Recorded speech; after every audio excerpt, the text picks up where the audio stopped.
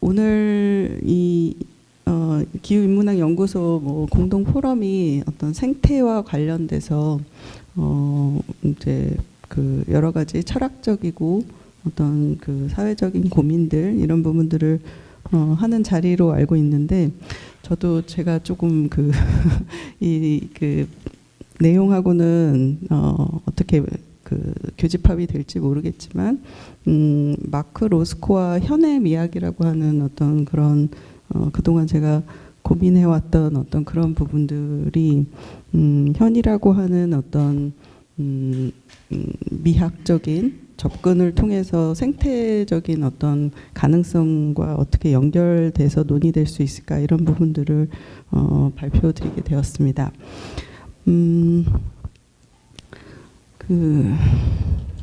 잠시만요. 넘어가나 한번 확인해 보겠습니다. 네, 오렌지와 노랑, 그다음에 이런 그림들이 마크 로스코의 그림들입니다. 이것은 빨강 속의 4개의 어두움이라고 하는 작업이고요. 그 외에도 뭐 파랑과 회색,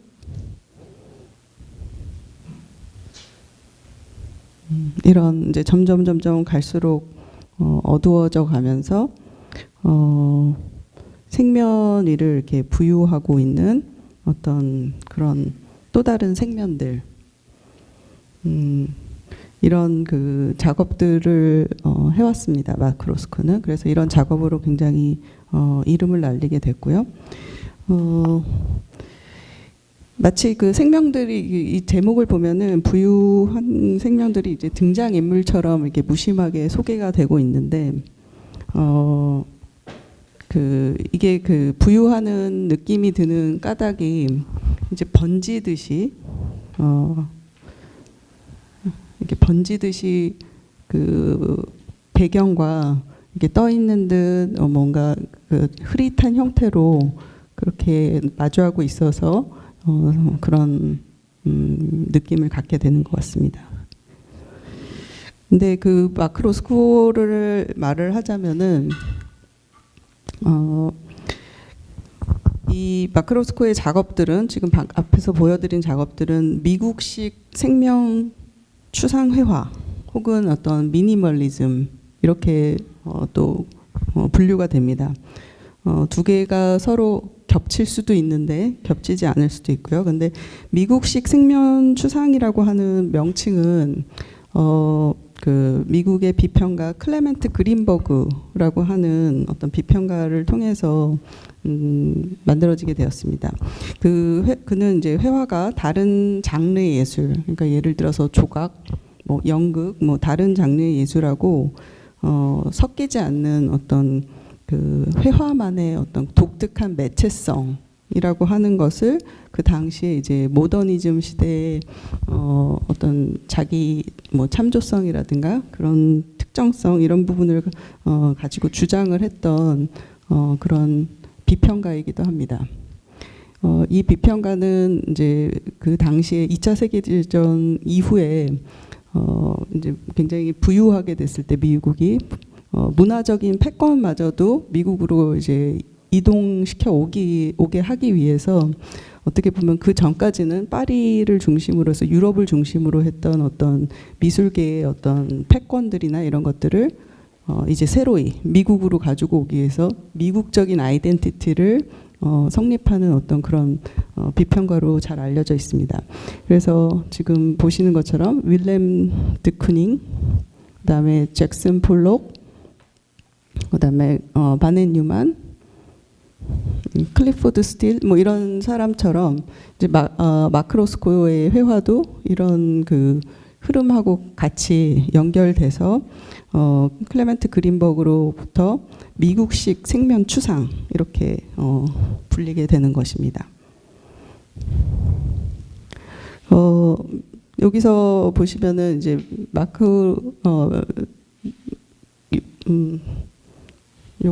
요것과 다음 걸 보시면은 이게 클레멘트 그린버그랑 모더니스트 페인팅이라고 하는 것들을 이제 쳤을 때 그 나오는 어떤 워드 클라우드인데, 여기 보시면 아시는 것 보이시겠지만 미디움이라고 하는 매체성이 굉장히 중요하고요.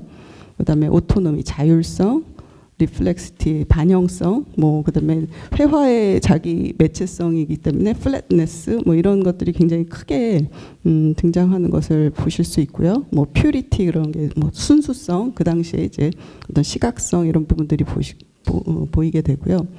그다음에 뭐 이제 그린버그와 앱스트랙트 익스프레셔니즘, 그러니까 그 추상 표현주의라고 하는 것들을 넣었을 때는 이런 식으로 또 칼라, 필드, 미디움 이런 식으로 나오는 것들을 볼 수 있습니다. 그래서 한창 이제 그린버그가 이런 내용들을 주장을 하면서 그 유럽 미술의 패권을 이제 미국으로 성공적으로 안착시키는 어떤 그런 계기를 마련하게 되고요. 그런데 이제 로스코의 그림을 봤을 때 그린버그식의 어떤 칼라 생면 추상 아니면 미국식 추상 이렇게도 소개가 되지만 그 이후에 마이클 프리드라고 하는 이런 비평가가 그 클레멘트 그린버그의 어떤 매체 특정성을 이제 이어받아서 자신의 이론을 좀 더 확장을 시키면서 이 분은 이제 그 당시에 서서히 이제 새롭게 출발하고 있던 어떤 그 미니멀리즘이라고 하는 새로운 사조에 대해서 굉장히 그 불편한 감정을 갖고 있으면서 거기에 대해서 굉장히 이데올로기적이다 이렇게 공격을 하는 어떤 그런 논의들을 하기 시작합니다. 그래서 이 분이 썼던 어떤 그런 지금 방금 보셨던 그 아트 앤드 오브젝트 후드라고 하는 이런 그 글은 그 당시에 어떤 미술계에 큰 파장을 일으켰는데, 그 이유가 뭐냐면 어떻게 보면은 이런 미니멀리즘이라고 하는 것들이 시간성과 공간성을 갖고 있고 거기에 어떤 현상학적인 어떤 관객의 경험이라든가 체험이라든가 이런 것들을 넣는 것이 굉장히 연극적이고, 그렇기 때문에 그린버그식의 어떤 자기 매체 특정성을 벗어난다 이렇게 공격을 해오는 거죠. 근데 아이러니하게도 결국은 이런 마이클 프리드가 공격했던 연극성이라든가 경험이라든가 이런 미니멀리즘이라고 하는 거는 이 글을 계기로, 방금 전에 보여드린 그 글을 계기로 해서 그 이후 작가들이 연극성이라는 게 있구나, 경험이라는 게 굉장히 중요하구나, 작업에 있어서는 어떤 시공간적인 어떤 그런 경험들이나 내가 어떻게 그것을 마주하는가가 굉장히 중요하구나라고 하는 또 하나의 힌트를 남기게 됩니다. 그래서 그 이후에 보여지는 어떤 미술 사조들이나 미술 경향들은 완전히 이제 폭발적으로 이제 그 확장이 되면서 그 안에서 무슨 뭐 예를 들어서 대지 미술, 뭐 퍼포먼스, 비디오 아트, 뭐 바디 아트, 개념 미술 이런 식으로 굉장히 다양하게 이 이후에 확장되는 것을 보실 수 있습니다. 근데 저는 마크 로스코의 회화가 이런 그 미니멀리즘적인 속성을 갖고 있는 이유가 회화가 띠는 어떤 연극성에 있다고 생각을 하는데, 그 마크 로스코라고 하는 사람은 이제 알려진 것보다는 굉장히 더 깊게 연극하고 사실은 가까운 인물이었습니다. 1903년에 러시아 빈에서 태어나서 이제 유대인으로서 박해를 피해서 이제 가족들과 함께 포틀랜드로 이주를 하고요. 예일대에 입학을 했습니다마는 굉장히 집안이 가난했기 때문에 장학금이 없으면 더 이상 공부를 이어나갈 수 없는 상황이었습니다. 그래서 다시 귀향을 하게 되는데, 그때 귀향을 해서도 어떤 연극 단체, 극단에 들어가서 극단 활동을 하면서 연기자의 꿈을 꾸는 적도 있고요. 근데 그 극단마저도 이제 해체되게 되면서 다시 이렇게 떠돌이 신세가 되면서 뉴욕에서 그림을 그리기 시작하는데, 지금 보시는 어떤 이런 그림처럼 이제 초기에 마크 로스코 초기의 그림은 뭐 안티고네라고 하는 어떤 그리스 비극이라고 하는 그 그리스 비극에서의 모티브를 갖고 와서 신화적 소재를 딴 어떤 그림을 그린다던가 하는 어떤 그런 작업들을 한동안 해왔고요. 그 이후에는 이런 식으로 뭐 뉴욕 지하철에서의 어떤 굉장히 고립된 사람들의 모습이나 이런 부분들을 그려 나가다가 이런 식으로 점점 추상적인 어떤 그런 형태를 띠는 그림을 과도기를 거쳐서 이제 이런 마크 로스코로 하면은 생각나는 어떤 이런 그림들을 그리게 됩니다. 그래서 그 어떤 마크 로스코가 갖고 있는 어떤 연극적인 모티브 이런 부분들이 있는데 또다시 그의 그림하고 연극이라고 하는 부분들이 굉장히 친근한 이유가 뭘까라고 했을 때 저는 마크 로스코 그림들을 조금 더 보여드리겠습니다. 이게 마크 로스코가 1970년에 자살로 생애를 마감하는데 이게 마크 로스코가 그렸던 가장 마지막 그림입니다. 근데 이런 게 이제 마크 로스코의 전시장에 가서 보면은 볼 수 있는데 마크 로스코 같은 경우는 자신의 그림과 관람자 사이에는 아무것도 놓여서는 안 된다 이러면서 자기 작업과 관객이 어떤 식으로 굉장히 내밀한 어떤 소통을 하기를 바랬는가 이런 부분들을 굉장히 정교하게 조직화하고 있습니다. 근데 제가 주목하는 것은 마크 로스코의 작업을 봤을 때 앞에서 보여드렸던 그런 작품 사진도 물론 보여주지만 인터넷에서 여러분들께서도 마크 로스코를 쳐서 사진들을 찾아보시면은 이렇게 마크 로스코의 그림에 관련된 어떤 사진은 유독 관람객을 함께 하고 있습니다. 이런 그림들이 유독 많아요. 그래서 왜 마크 로스코의 그림을 전시장에 가서 이 사람의 그림을 찍을 때는 그림만 찍지 않고 저렇게 그 앞에 앉아있는 관객들을 사람들이 같이 찍어서 넣으려고 할까라고 하는 게 저의 굉장히 오랫동안의 관심사였습니다. 이게 인터넷에서 찾을 수 있는 이런 다양한 관객과 함께하고 있는 마크 로스코의 작업들입니다. 근데 이런 사진을 보면은 사진 속의 감상자는 굉장히 은은한 조명 아래서 실루엣으로 혹은 뒷모습으로 대부분 등장을 합니다. 이제 그런 사진들을 이제 가만히 보고 있으면은 과연 이 그림 앞에 서 있는 이 감상자들이 과연 그림을 보면서 무슨 생각을 지금 하고 있을까가 굉장히 궁금해지면서 또 한편으로는 그런 감상자들의 위치 안에 시선 위에 저도 또 다른 감상자로서의 시선을 이렇게 포개게 됩니다.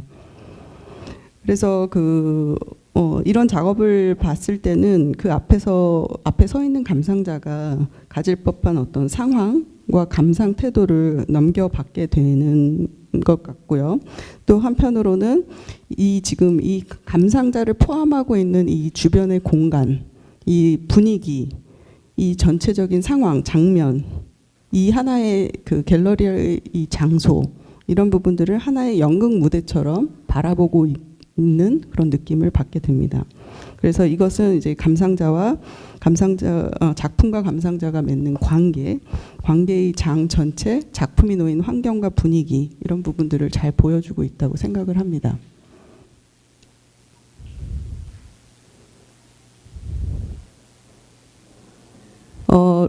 마크 로스코의 말년에는 로스코 채플이라고 하는 텍사스에 있는 어떤 채플을 짓게 되는데요. 이때 마크 로스코는 이제 그 안에 들어가는 작품들을 이렇게 어떻게 그려 넣을 것인가를 의뢰받게 되지만 사실은 마크 로스코는 자신이 장소에서 이 공간을 어떻게 구성할까를 굉장히 치밀하게 고민을 했던 분이기도 합니다. 그래서 마크 로스코가 지금 이전에도 전시를 할 때 되면은 어떻게 보면은 자기 작품이 그 옆에 놓이는 다른 작업 때문에 어떤 방해를 받을 수 있기 때문에 가급적이면은 그 단체전이나 이런 것들은 참여를 안 했다고 합니다. 그리고 자기가 혼자서 전시할 수 있는 어떤 그런 개인전을 선호를 했고요. 그 많은 기록들을 보면은 마크 로스코 같은 경우는 큐레이터한테 이제 나의 전시장의 조건을 이런 식으로 마련을 해달라. 보통은 그렇게 이제 주문을 하고 그다음에 이제 전시를 오픈하고 나서 굉장히 힘드니까 조금 이제 쉬는 시간을 갖기도 하고 아니면은 이제 관객들을 맞이하면서 뭐 소통하거나 이런 데 신경을 많이 쓰는데 마크 로스코는 매일같이 아침에 나와서 자기가 아무 말도 안 하고 조명을 이렇게 조용하게 어둡게 자신이 원하는 대로 이렇게 맞춰놓고 가고 그러면 큐레이터한테 이렇게 맞춰주세요. 매일 아침에 맞춰주세요. 이렇게 할 법한데 그렇게 안 하고 자기가 매일같이 나와서 그렇게 원하는 대로 맞추고 떠났다는 그런 얘기들을 합니다. 그래서 그만큼 마크 로스코의 경우에는 어떤 그 공간의 어떤 조명 분위기 이런 부분들을 만드는데 굉장히 세심했고요. 그다음에 저렇게 그 관객이 앉을 수 있는 의자의 거리를 의자를 배치해서 거리를 설정하거나 의자의 재질까지도 굉장히 관여를 했다고 합니다. 그래서 그만큼 어떻게 보면은 자신이 그림을 보여줄 수 있는 환경을 굉장히 세심하게 면밀하게 만들었다는 거고요. 이 마크 로스코의 그 체풀이 만들어지는 어떤 그런 과정들을 보면은 실질적으로 이 자신이 들어갈 작업과 이 건물이 잘 조화를 이루지 않을까봐 걱정을 해서 사실 설계자도 바꾸게 됩니다. 뭐 벽이 너무 높다, 천장이 이렇게 만들어지면 안 된다. 그래서 중간에 이제 설계자가 바뀌는 어떤 그런 상황도 펼쳐지고요. 그래서 최종적으로 만들어진 어떤 이 채플 같은 경우는 창이 없이 맨 위에 있는 천장에 있는 창을 제외하고는 창 없이 벽돌로 지어진 팔각형의 구조로서 변경이 되고 이 팔각 구조라고 하는 것은 방사선으로 이렇게 대칭이 만들어져서 중앙에 관람자가 서 있을 때 그 사방으로 펼쳐지는 그런 그 작업들하고 똑같은 거리를 유지할 수 있게 만드는 어떤 그런 구조였고요.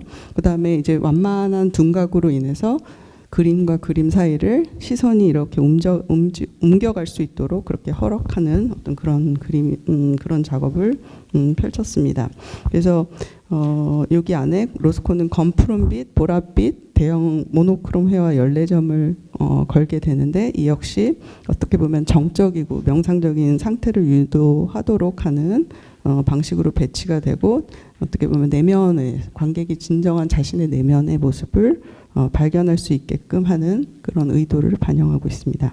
로스코는 그 작품과 그 자신의 작품과 대화를 듣기 위해서 관객이 침묵하길 바란다라고 말을 했습니다. 그래서 관객이 어떤 능동적으로 의미를 해석하기보다는 작품 앞에서 무화되면서 이제 스스로 열리는 어떤 상태, 열리는 자세를 맞이하기를 바랬는데요.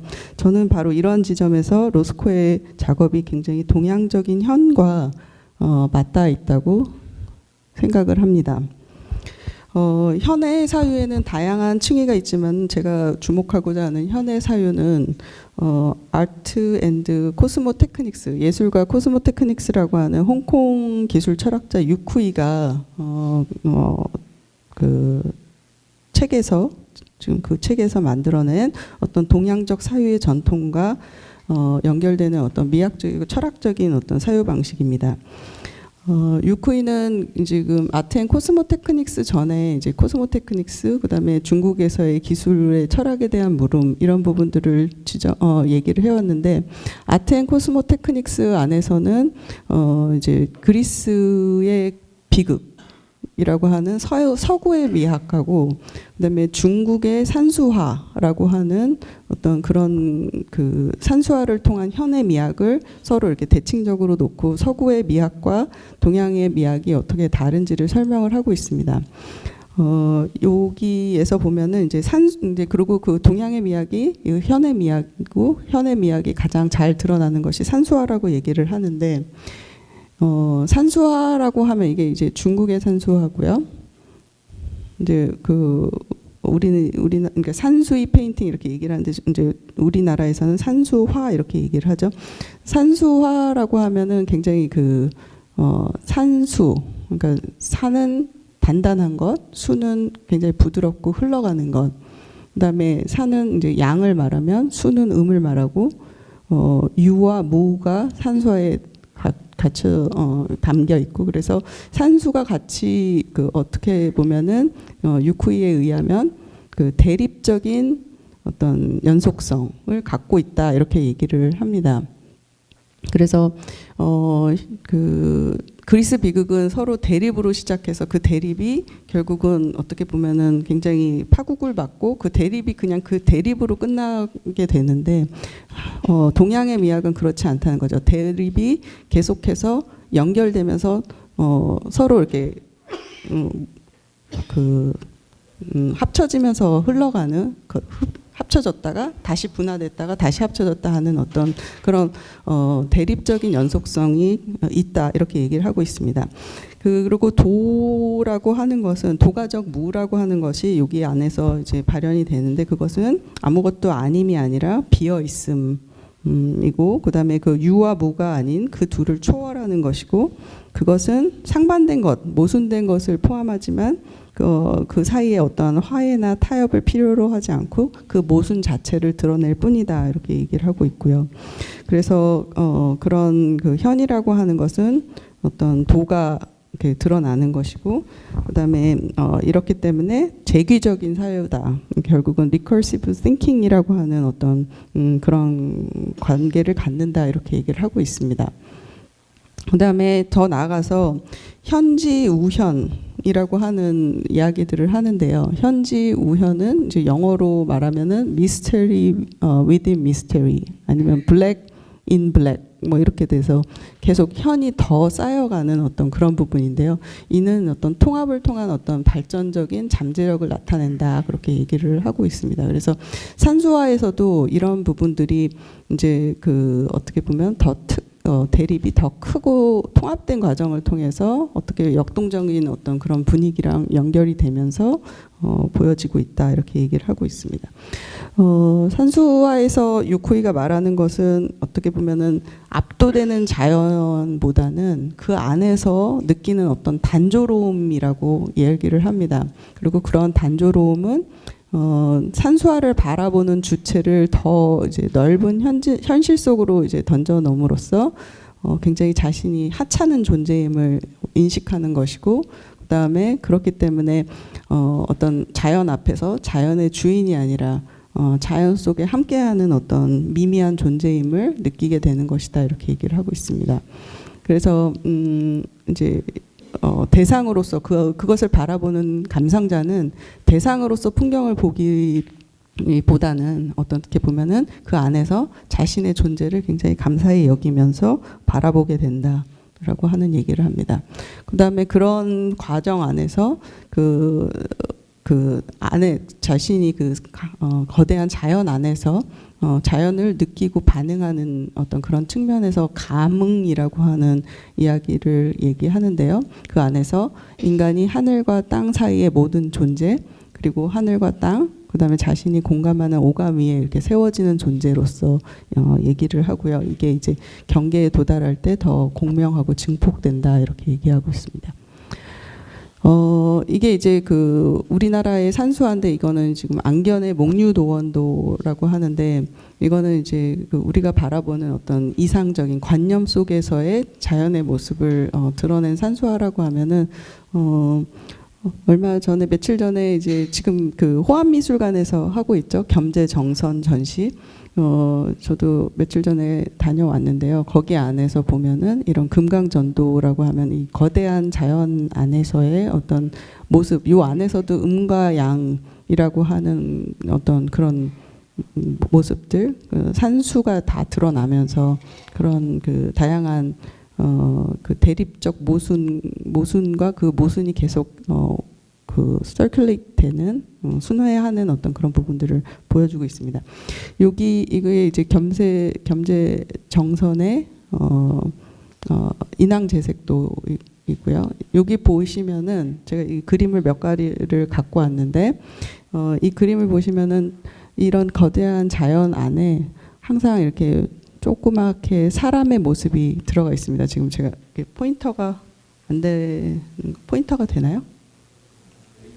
레이저는 안 돼. 저기 보면은 밑부분에 그 배가 떠 있는 거 보이시죠? 그런 식으로 사람들을 함께 하고 있습니다. 며칠 전에 가서 찍은 사진인데요. 이 한 폭의 산수화 안에서도 보시면은 보이시나요? 여기 사람의 모습이 항상 같이 있습니다. 이게 이제 확대하면은요. 여기 보시면 지금 저기 반사돼서 반짝거렸던 저기 안에 바로 옆에 부분이 지금 이렇게 당나귀를 끌고 가는 어떤 하나의 인물, 그다음에 자연 풍경을 바라보고 있는 선비들의 모습, 이런 부분들이 이렇게 있습니다. 지금 이것도 마찬가지로 이제 물과 그다음에 산, 바위 뭐 이런 부분들을 보여주는데, 이것도 자세히 보시면은 여기 저기 산을 올라가는 한 명의 어린아이가 있고, 그 밑에 있고, 제일 바닥 부분에 저렇게 또 말 타고 가는 선비들이 있고요. 그래서 정선의 산수화를 보더라도 그 안에 거대한 자연과 어떤 인물들의 모습, 그 자연과 함께 살아가는 어떤 인물들의 모습들이 보여집니다.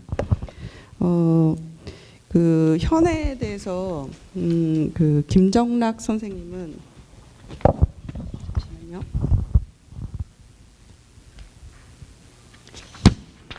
그 현해에 대해서 이렇게 말씀을 하십니다. 그 천자문 안에서도 천지, 현, 황 이렇게 얘기를 하면서, 이제 그 동양의 현은 이제 그 어떻게 보면 동양은 현의 사유에 기반한다. 그래서 하늘, 이제 그게 어떻게 보면은 하늘천 따지 거물려 누루왕이 이제 우주 자연과 인간세의 원리를 이제 담는 것인데, 하늘과 땅의 원리를 이제 각각 노장과 공맹사상에 바탕을 해서, 천은 이제 가물고, 천은 그다음에 황은 누르다. 그래서 땅은 이제 평야와 강과 바다 이런 것들이 이제 명확하게 구분되는 반면에, 하늘에서는 동서남북 어디를 가도 차이가 드러나지 않은 채 가물가물하다. 그래서 이제 하늘이 현하고 이제 연결이 되는 것인데요. 그렇기 때문에 이제 현과 같다라고 하는 어떤 현동이라고 하는 뜻을 동양적 사유의 방식, 그다음 동양적인 어떤 의사소통의 방식으로 얘기를 합니다. 그래서 드러남을 최대한 억제하는 의사소통 방식. 그래서 서양은 동양에 비해서 이제 서양은 황해 사유를 기초로 하고 있고, 대상을 객관적으로 구별하고 자연 분석적인 방법을 지배적인 어떤 알매 방식으로 이해하면서 논리적이고 굉장히 표현을 잘하고 그런 사람들을 이상적인 논자, 언자라고 여기는 반면에, 동양은 이렇게 드러남을 억제하면서 그 안에서 표현하는 어떤 대상과 범위를 포괄하고 둘러싸는 어떤 그런 부분들을 현의 사유라고 말하고 있습니다. 마크 로스코의 작업도 은은한 이제 조명 안에서 이렇게 부유하고 떨리는 경계를 만들어 나가는데, 저도 이런 그 관객의 모습, 그 어두운 공간 속에서 서서히 드러나는 그런 게 어떤 포괄하는 현의 장을 보여주고 있지 않은가 이렇게 생각을 합니다. 마크 로스코는 그래서 그 페인팅은 어떤 그 경험의 어떤 그 회화가 아니라 이제 결국은 경험 그 자체다, 이렇게 얘기를 하고 있습니다. 근데 한 가지 더할 것은 이 시기 마크 로스코가 한창 작업을 하던 시기에 과학 쪽에서는 이제 과학이나 기술 이런 쪽에서는 사이버네틱스가 그 당시 굉장히 유행했던, 같이 공유하고 있던 어떤 지적인 흐름이었다고 생각을 합니다. 그래서 이 당시에는 어떤 정보나 커뮤니케이션에 대한 논의가 굉장히 많이 이루어지던 시기였습니다. 1946년에서 53년 사이에는 메이시 컨퍼런스라고 이제 미국에서 열린 그런 컨퍼런스에서 사이버네틱스 이론의 어떤 결정적인 개념들과 연구 방향들이 조율이 되면서 이제 학제적인 체계 이론들이 이제 형태를 갖춰 나가는데요. 근데 그렇기 때문에 이제 그 당시에 사회에서도 정보 커뮤니케이션이 이제 굉장히 유행어가 됐었는데 하지만 그 예술계에서는 50년대 중반까지도 정보 커뮤니케이션 이런 용어에 대해서 크게 달가화하지 않았다는 것을 알 수 있습니다. 이게 그 1957년에 있었던 AFA 컨퍼런스라고 하는 건데 이제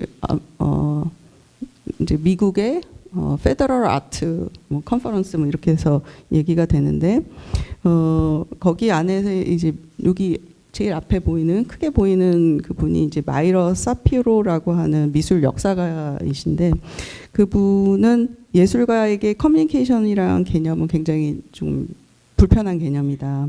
그리고 오히려 이제 커뮤니케이션은 과학적이고 기술적이고 이러기 때문에 이건 예술하고 굉장히 상반되는 거고 그래서 오히려 예술은 이런 그 과학과 그 뭐 기술 이런 부분에 대항해서 예술만의 어떤 독자적인 방향을 더 펼쳐 나가야 된다 이러면서 끝까지 이제 굉장히 그 텐션을 유지하는 어떤 그런 모습을 볼 수 있는데 같은 컨퍼런스에는 이제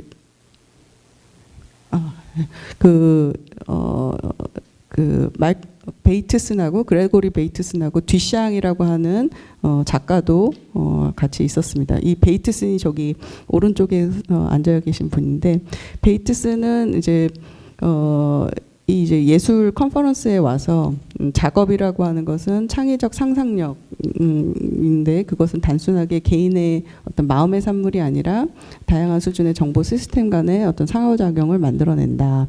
그러면서 의사소통에 대한 의사소통. 그러니까 결국은 메타 의사소통이 결국 예술이 갖고 있는 어떤 힘이고 어떤 그런 창의성을 이제 문화적 그 선택의 힘으로 봤다. 뭐 이렇게 얘기를 하는 내용이 나오고요. 이게 그레고리 베이트슨이 마음의 생태학이라고 하는 그 이론들을 만들어내신 분인데 그런 내용들이 담겨 있고요.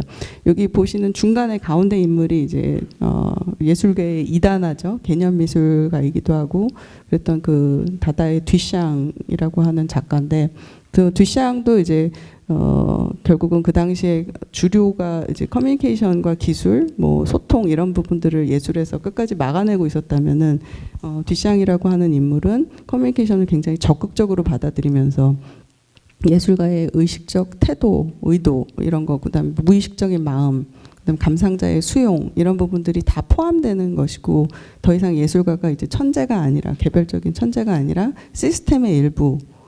라고 얘기를 하고 있고요.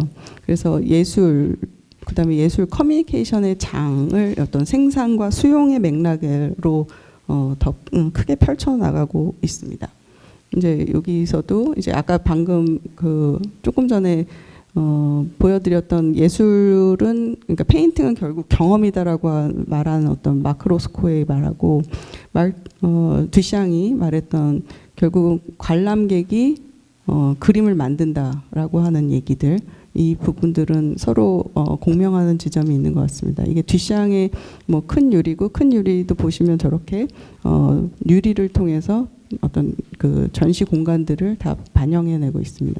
마지막으로 그 댄 그레함이라고 하는 그 작가는 이런 예술 안에서의 커뮤니케이션과 생태, 뭐 생태학 이런 부분들에 대한 것들을 조금 더 확장을 시키는데 거기 안에 어떤 작가가 커뮤니케이션 안에서 작가 자신이 정보가 되고 그다음에 작가의 작품이 하나의 정보가 되고 그다음에 그 주변에 있는 모든 관객들을 포함해서 그 공간들을 사실은 이제 정보, 인포메이션을 인포메이션이라고 이렇게 나눠서 얘기를 하면서 뭔가가 형성되고 있는 어떤 그런 관계들이라고 얘기를 합니다.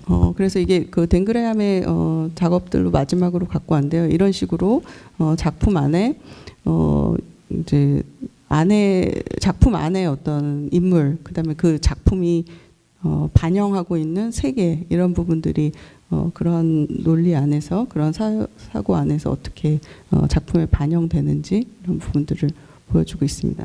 그래서 제가 생각하는 어떤 마크로스코어의 작업, 특히 이제 마크로스코어의 작업과 관객과 함께하는 작업들은 어떻게 보면 흐릿하고 불분명한 경계가 넘나드는 어떤 그런 그런 모습들이 어떤 현의 커뮤니케이션을 반영하고 있고요. 작품의 생산과 수용의 어떤 그런 다이나믹스, 그다음에 그런 커뮤니케이션의 장, 이 마크로스코어의 작업 안에서 보여지고 있고 커뮤니케이션에 대한 커뮤니케이션, 메타 커뮤니케이션을 우리가 마크로스코어의 그림 앞에서 그것을 바라보는 관객 앞에서 읽어낼 수 있지 않을까 이렇게 생각을 합니다.